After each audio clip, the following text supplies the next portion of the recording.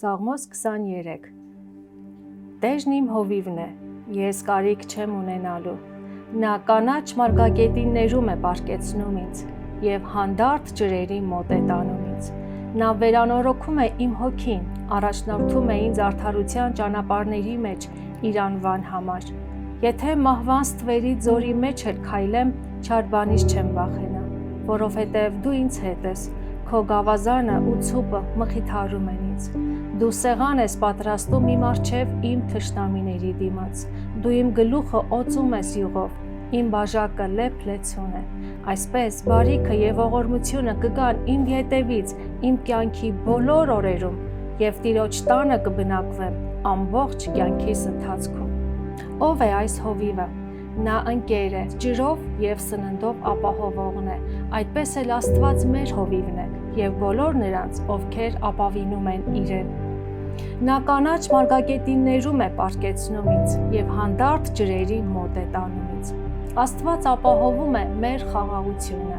բարեկեցությունը։ Մենք պետք է վստահենք Տիրոջը մեր առօրյա բոլոր իրավիճակների մեջ։ Նա սիրող և հոգատար հոր նման բավարարում է մեր բոլոր կարիքները։ Նա վերանորոգում է իմ հոգին, առաջնորդում է ինձ արդարության ճանապարհների մեջ իր անվան համար։ Ժամանակ առ ժամանակ բոլորն էլ կարիք են ունենում նորոգման՝ ֆիզիկապես, մտային, հոգևոր, զգացմունքային։ Մարդիկ տարբեր տեղերում են փորձում հանգիստ գտնել, իսկ մենք դա գտնում ենք Տիրոջ մեջ։ Ապրելով աշխարհում բոլորս էլ ունենում ենք վերքեր, անհանգստություններ, տառապանքներ,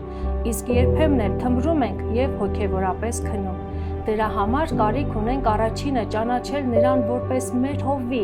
երկրորդը միշտ փնտրել Նրա ներկայությունը։ Եթե մահվան ստվերի ձորի մեջ էլ քայլեմ, չար բանից չեմ վախենա, որովհետև դու ինձ հետ ես, քո գավազանը ու ցուպը մխիթարում են ինձ։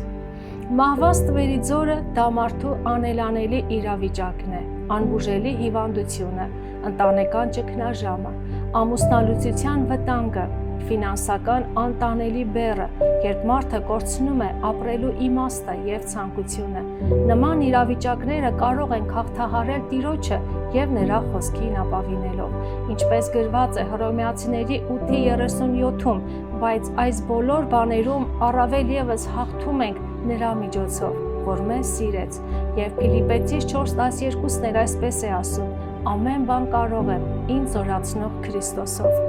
Դու սեղան ես պատրաստում իմ առջև, իմ թշնամիների դիմաց,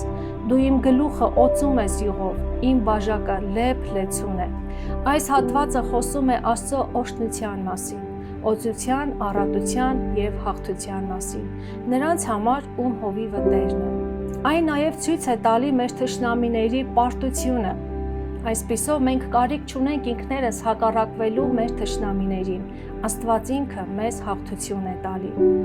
Եվ այսպիսով բարիքը և ողորմությունը կգան իմ ետևից, իմ կյանքի բոլոր օրերում և Տիրոջ տանը կբնակվեմ ամբողջ կյանքիս ընթացքում։ Սա վստահելի խոստում է, որ Տիրոջ բարիքն ու ողորմությունը մեզ կհետևեն, եթե մենք հետևենք Տիրոջը։